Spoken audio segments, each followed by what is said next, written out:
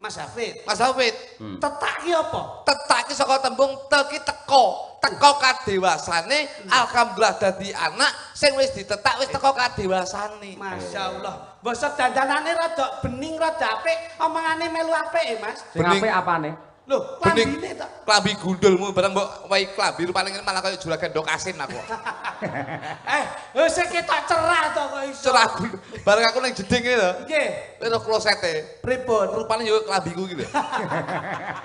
Ayo disyukuri kok iso. Iya. Bangsane. Dadi tekan. Tekan wis tekan kadewasane Mas Hafid insyaallah dadi anak sing dewasa. Insyaallah anak sing dewasa iki besok bakal nyenengke wong tuwa kekarone, Pak. Alhamdulillah. Takipun apa? Tak akan sulit titenono anak lek wis iso nyenengne wong tuane, insyaallah hidupnya tidak akan sulit.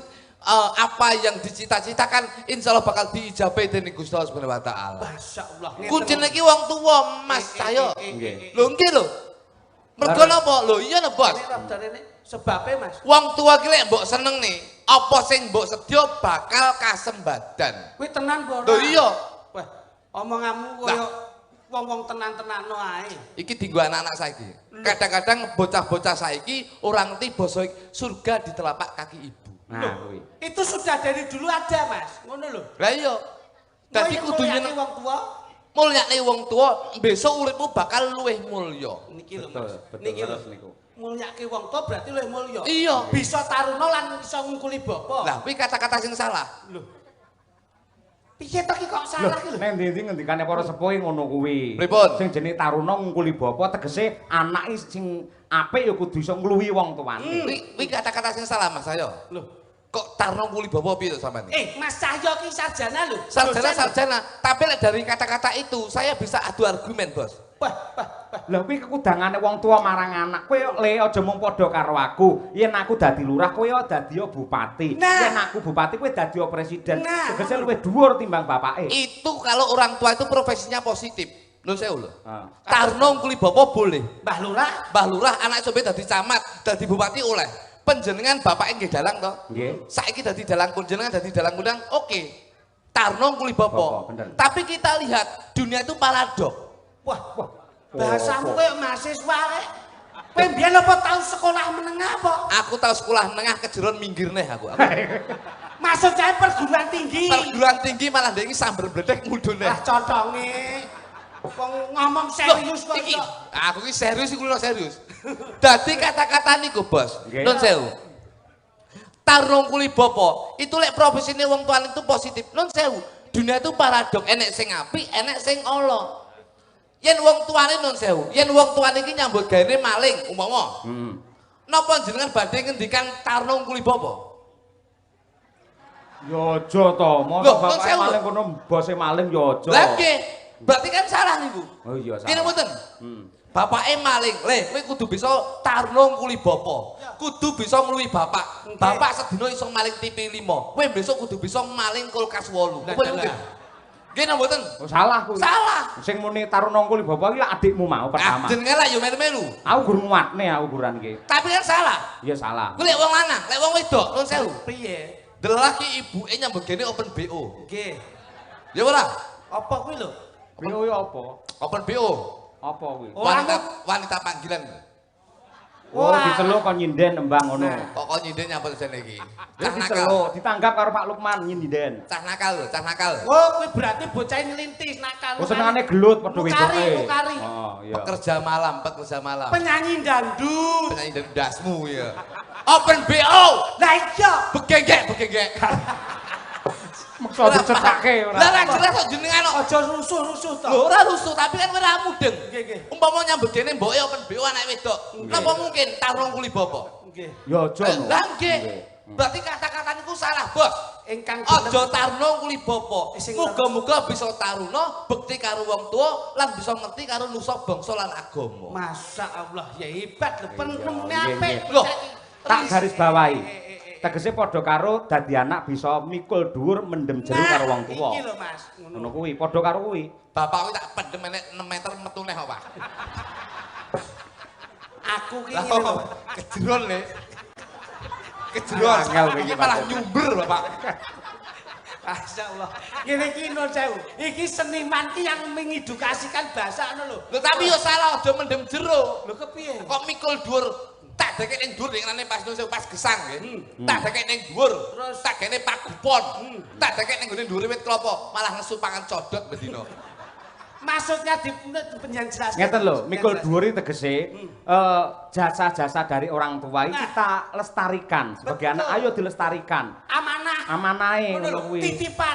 Mbah Lurah punya titipan, punya amanah, piye leng gula wentahken putra.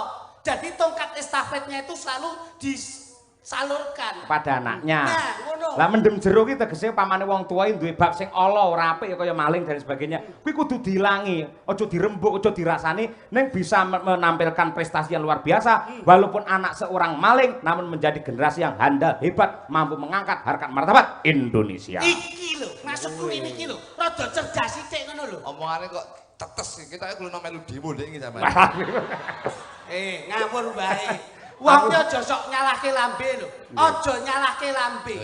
Wong kuwi ajening diri gumantung saka lati. Mula saiki iki mulutmu harimaumu. Kuwi mbiyen. Lho, Mulutmu harimau ki mbiyen, tapi sekarang itu bukan mulutmu, lah napa? tapi jarimu itu adalah harimaumu. Lah kok saged? Kowe ngantek ngetik salah, nggih story kleru, kowe dipenjara kowe. Lho, memprovokasi. Memprovokasi. Ayo tukang infrastruktur ayo. Ora celelekan lho. Memprovokasi.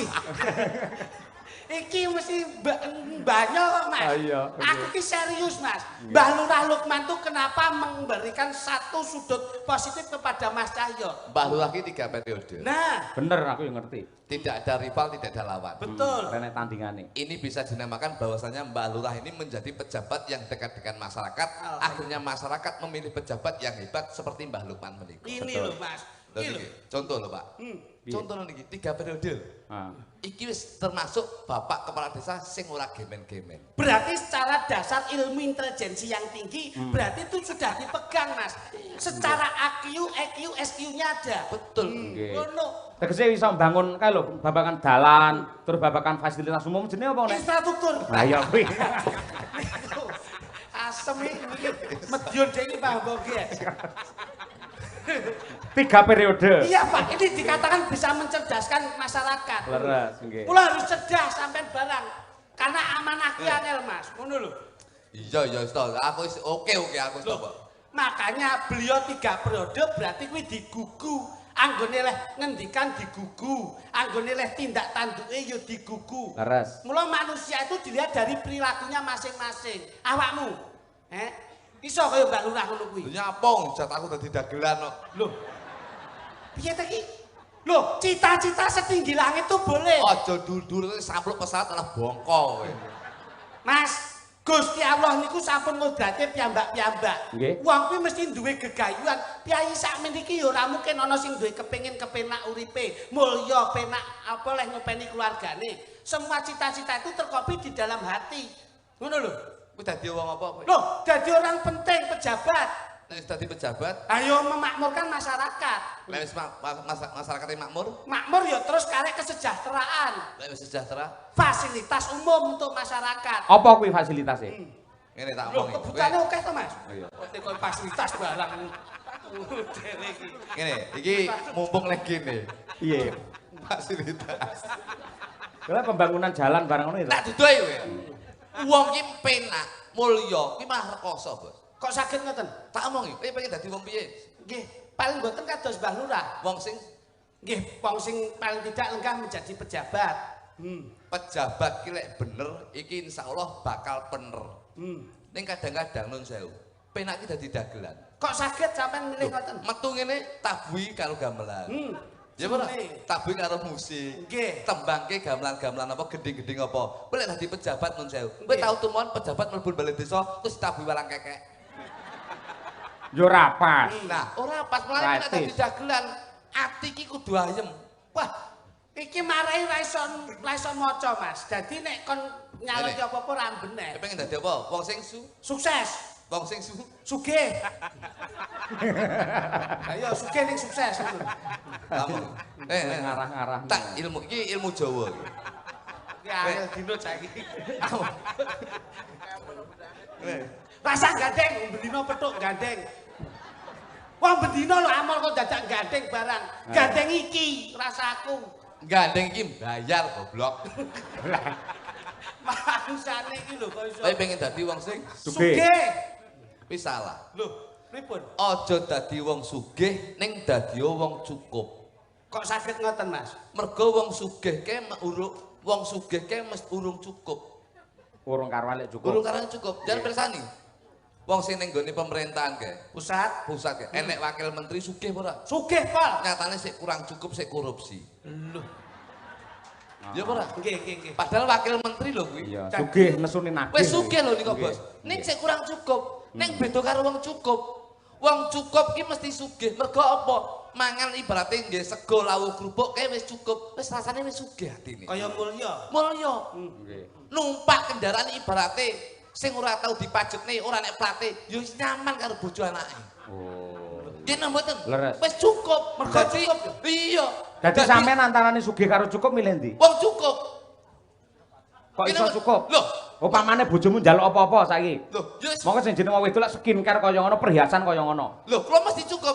Mas, aku tukokno skincare, cukup. Aja mbok terusne.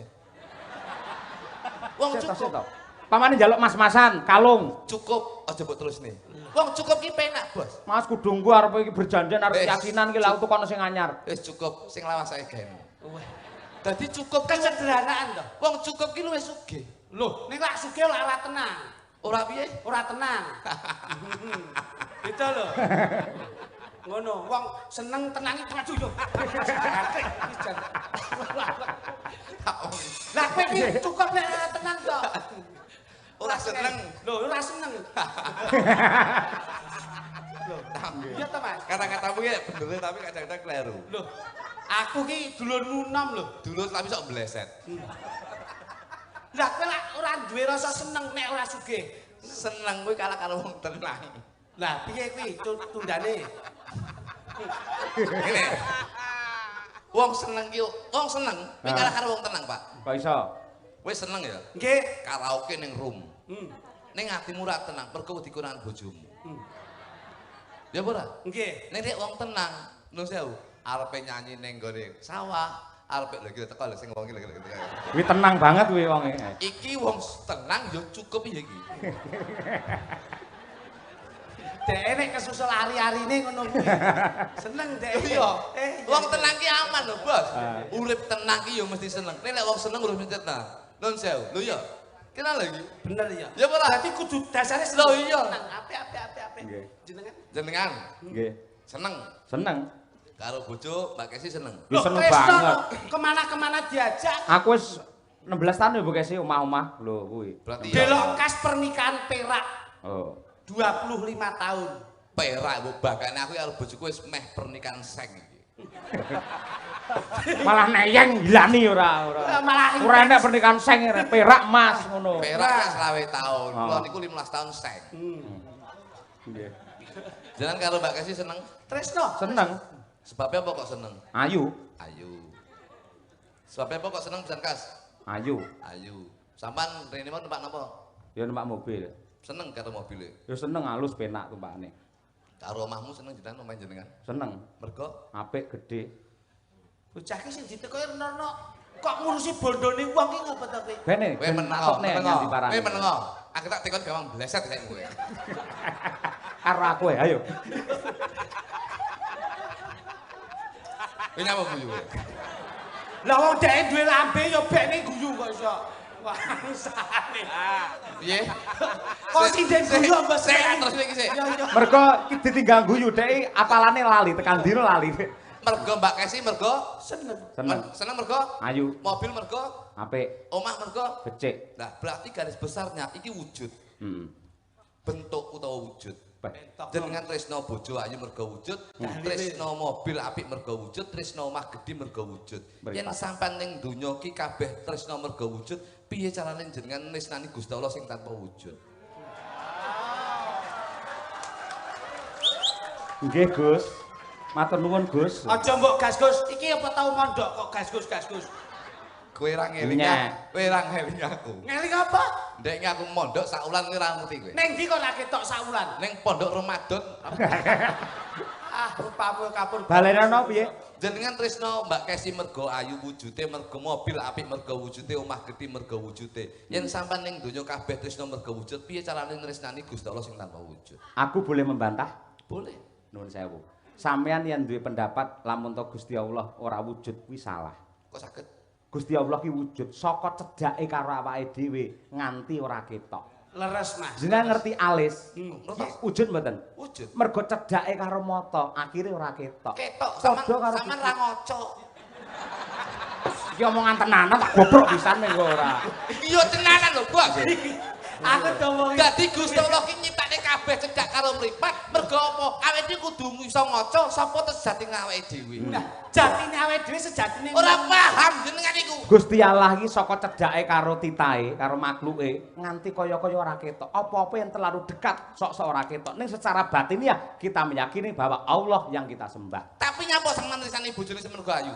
Wis salah. Anu mergo atine apik. Ora. mergo ngene Mas kabeh. Ora melu. Leset terus kowe. Aku mbok gawe enteng bengi. Wah, Iki lho tekono. Iya iya. Sik non pangapunten Gus. Pripun? Kok sampean menekankan Mas Cahyo kok piye carane tresnani Gusti Allah tanpa wujud? Lah nek sampean dhewe wong gelar kudu iso gulung. Tak gulung. Wong buka kudu iso Nutup. Ada pertanyaan. Pasti ada jawaban. Purwodadi kutane. Sing dadi nyatane. Nganti takoni Mas Cahyo kun tadi ra iso nyauri. Tapuk lambene. Ora mbok tekoni yo. Kembalikan Gus. Ayo. Debat gak pas. Ngoten niku, nuwun sewu. Depan piye? Lah nek kabeh wujud lah nek sampean. Nyapa? Piye lek tresnani bojomu? Loh, mergo apa? Loh, mergo yakin. Loh. Bojoku bisa nggawe seneng atiku, bojoku bisa nggawe hidup berumah tangga sing sakinah mawaddah warahmah. Loh. Lah kepiye lehmu tresnani kendaraanmu? Mergo yakin mobil tak gawe nyambut gawe ning ndi ora bakal rewel. Loh. Olehmu tresnani omahmu piye carane? Mergo yakin omah iki bisa tak nggo gedhekne anak-anakku besok. Loh. Kesimpulane Karo Gusti Allah mergo yakin Gusti Allah kenek sing ngancani awake dhewe sing nyipta awake dhewe. Loh. Mulane awake dhewe aja lali manembah marang Gusti kamur baik dumadi Gusti Allah Subhanahu wa taala. Kowe tresno karo bojomu? Loh tresno no. Jenengan tresno kali bojomu? Tresno. Tresno karo anak jenengan? Tresno. Awakmu lek diceluk anakmu budal? Loh ya budal lho. Celuk bojomu? Budal wong bojo kok Saiki perbandingan tresnone Gusti Allah tresnone karo bojomu anakmu luwih gedhe ndi? tetep digedhekke karo Gustine. Saiki tak tekoni, kowe lek diceluk Gusti Allah budal apa ora? Aku ra melu-melu. Anakku sing cilik-cilik. Ayo, berarti ora tresno jenengan. Cangkemmu iki ning omah lho iki. Kok omongane kok dhewe ra ngisin-ngisinke. Lek ora trimo celukno Pak Sentul ya. Iki malah mateni kancane. Kuwi bener pertanyaannya Iya, bener. Pak. Iya. Lah iya. Piye? Kowe tresno karo bojomu, Saya cinta. karo anakmu. Cinta. Lek diceluk bojomu, Aku mesti mangkat. Celuk anakmu. Mergo tresno. jenengan. Jenengan. Nyapa kuwi ae lho nyapu aku. Ayo, Aku tanggunganku sik akeh.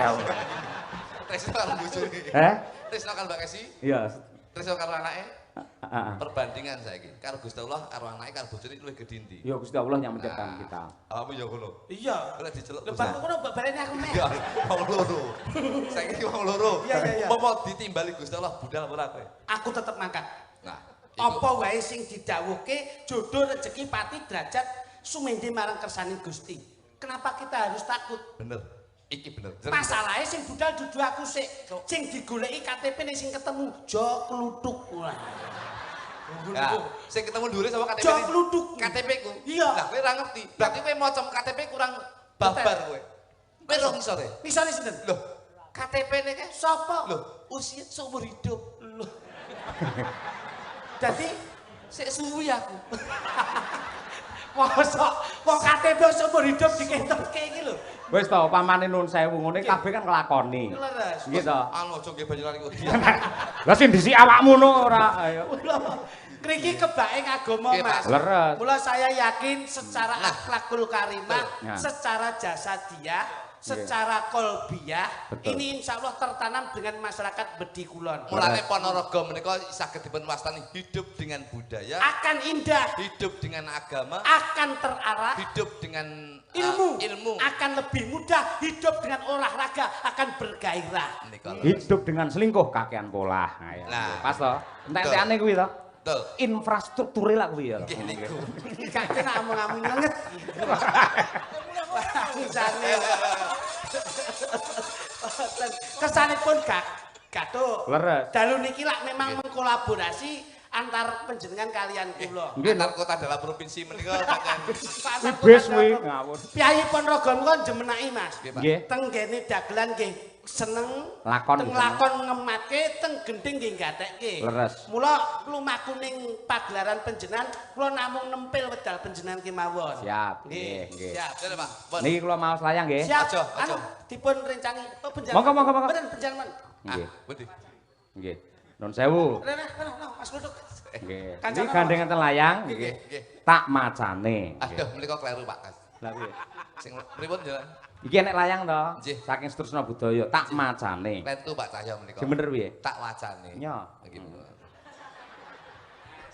Jenengan iki sik lentu Pak. Jenengan niku kula benerne malah duwene kula pripun jenengan Mas Cahya. Lah jare arep apa? Kowe manut to dalang. Dalang ki makrifat lho. Iya ya. Iki lak kaya sing ngendikane adimu mau lho. Nggih. Ponorogo ki lakon ya Lakon. seneng, Nggih, nggih. lagon ya seneng, Nggih. guyon ya seneng. Nggih. Gandeng ana layang, Nggih. nggih to, sampean meneng dhisik iki tak macane ngono lho. Pripun Pak Cahya? Tak macane. Lentu Mas Cahya. Sing bener Tak wacane. nyoh gur maca rayaan nyapa lho. Lah iya wong piyai ki ora medhit kok iso. Macane, tak wacane. Ayo. Lah saiki aku takok, gandeng layange wis. Tenang.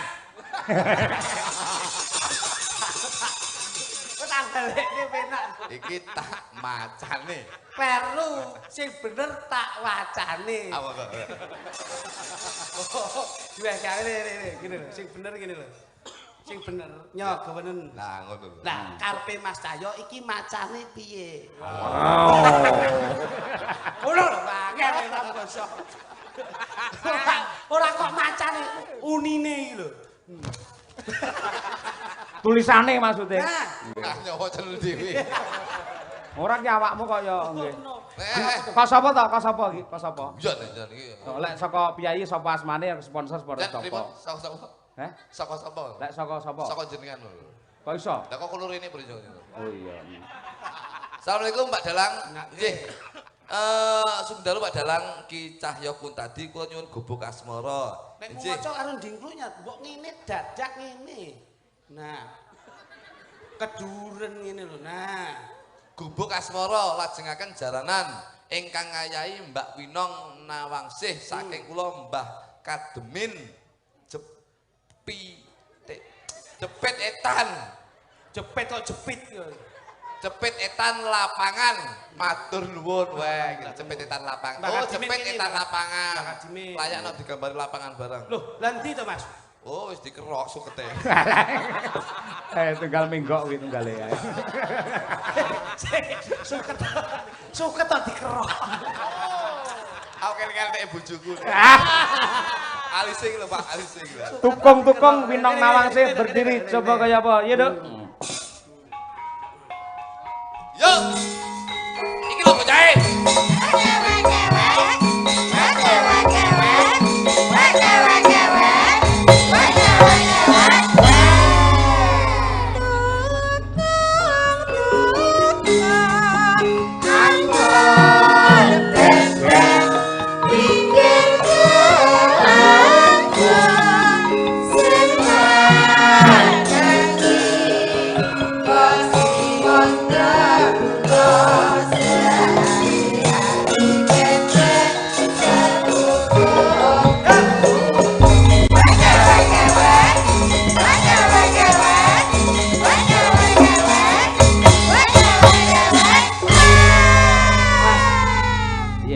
Tembunge swara wek-wek niku napa? Bebek. Lah gini kok sampean ora sanggit, Wong digolekke bebek wedok ki sing bebek lanang ndang piye ngono? Kuwi lho bebek. Kudune nek wis Kuwi lho bebek. Nggih. Bebek ki lek lanange siji, ki wedoke 99. Lho. Wis seneng lek aku dileput ya. Ya saora-orane nek wis iki apa Tembange terakhir iki ya kowe dikepenakke. Oke. Sing terakhir wek-wekmu piye nduk jajal? Tuh. Coba. Sehari yo. Sehari-hari bebek setukung turu.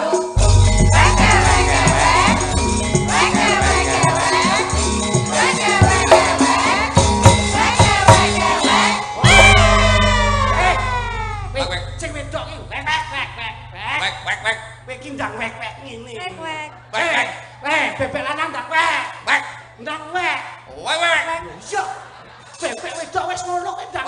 Kowe iki ndang muni to wek ngono lho. Piye? Wek. Yo, Terus bebek lanang ndang wek. Mancik. Terus Terus kewer. kok kewer yo. ngerti setelane aku. Sepelan kudu dagang lho sepelan berapa. Lah iya ndak ngerti makanya aku ndak mudeng. Lah yo kowe iki wek ngene to. Iya wis iya. Aku mangkring Iya wis. terus wek. Ora ngerti karepe wong wedok kuwi ora usah maido ya nduk ya. Iya. Kowe kepenak ndi karo kene? Derek. Penak ya. Oh derek kowe berarti kowe manutan kowe sak. Iya, emang. Tapi nek kono aku. Derek. Sing Sik nek derek. sing duwe prinsip ngono lho. Kono Pak aku. Anu Kowe lek ndek prinsip tabuki lho kowe. pilih sing wong loro. Oh, berarti penak wong loro, Mas. Terus Berarti ditugel. Trel. Separuh menengah ke atas bagiamu Mas Pruduk. Separuh menengah ke bawah Mas Litik. Mosok Masmu enggak bae kloksane bekecot. Nyapa ke kosan bekecot iki lho. Jere, tembangmu apa, Dok? Bekecot iki maksudnya apa sih? Kok tekok barang. Apa sih? Tak tuwonyo tenan. Apa lho? Hewan seafood. Seafood Jawa. Siput. kalau ndolek enek nang warung tulisane 0202 iki gese bekecot. Nah, lek 02 kae tumbasan kae bekecot. Lek 01 coba tuku kae. Apa? Kenapa? Mayit. Wong wira. Iki nek bekas mono nduk, bekas mono. Mas Moro. Bawa. Ya karo bawa. Ya, bawa. Yang bawa siapa? Ayo karo sampeyan kene piye kene iki. Yo budaya iki. Ya kene. Ayo. Nyingkar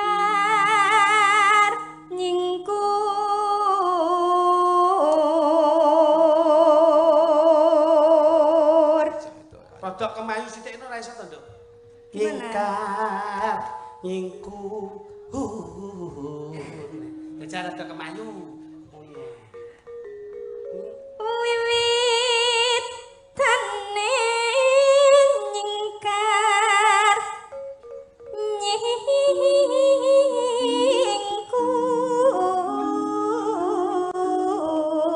nyingkur. Enggak wangun aku. Yang wangun itu Mbak Tut. Pancen sampean ki wong wedok sing anyep, sing adem. Ora kaken polah. Nggih. Tenang, Lugu. Lugu. Iya. Ya uroh kok. Kowe ki bocah ki anggere ngomong guyu. Enggak maksudnya wong wedok sing anget iki sing piye? Aku tuh Anyep. bingung. Anyep kowe kita ayu kopon. Anyep kok anyep. Jadi kamu itu pasif. Oh pasif, iya emang aku tuh ceweknya gengsian. Gengsian aku tuh, jadi harus cowok yang ngejar-ngejar aku nggak mau kalau. Berarti kamu tipe wanita yang jinak-jinak merpati. Gimana itu? Cedeking Pokoknya- kadot, oh cedeking betul kadot. kayak gitu aku ya kayak Kowe nek gitu. nggon peteng dekem berarti kamu itu jinak. Dekem neleki cengelmu kuwi. Oh iso. Iki sing diarani wanita mutahharon. Nggon Apa bojoku tuh? malah wanita mutoh-mutoh. Lah kuwi kuareken lek kuwi ya. Ya. Lingsam yen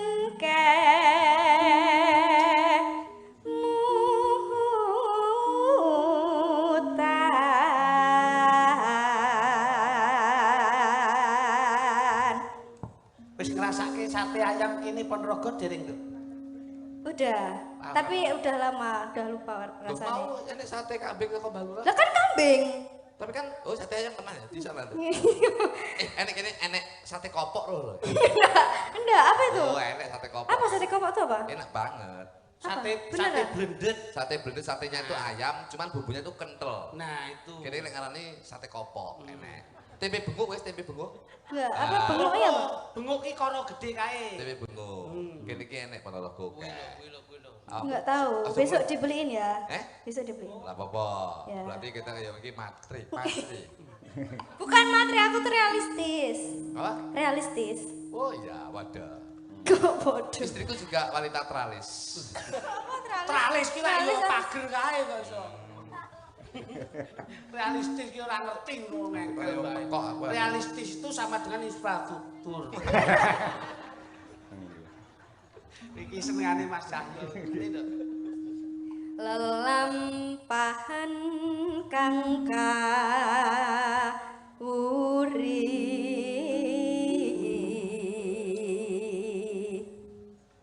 Besok bojomu yo kayak selendang ini gitu, dadi sinden apik. Selendang trimo sampe tok ngene. Mriyayi. Bojo ki lho mriyayi. Selendang nek tak tukang selendang iki dawane nek 7 meter. Lho, Ngantek kene blebet nek kene stres, ngantek kemripate. Bal tak foto kayak mumi deh. Malah mumi. Ayo. Terus. Terus Tresno tulus nadyan nengku bekas mara.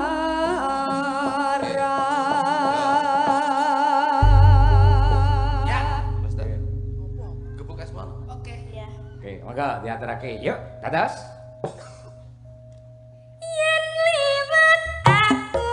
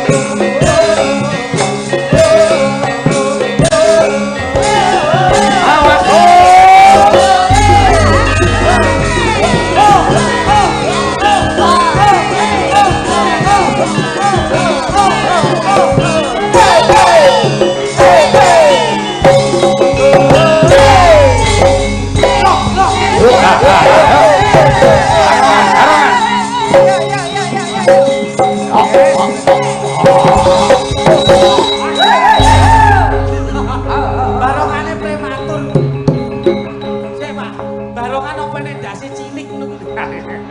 Ya Allah. Mas. Loh. Oh, kok. Oh.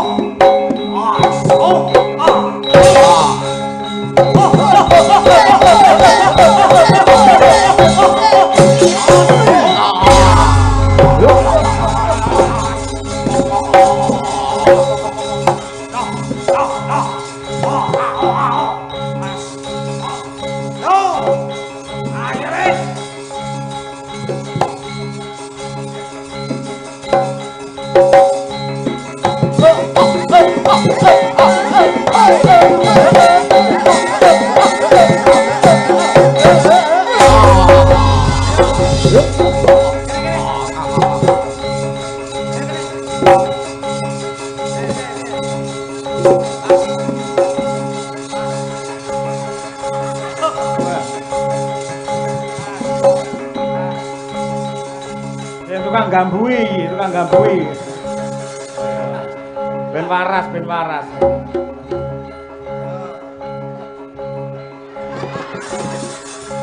Dicombor kaya sapi ya iki.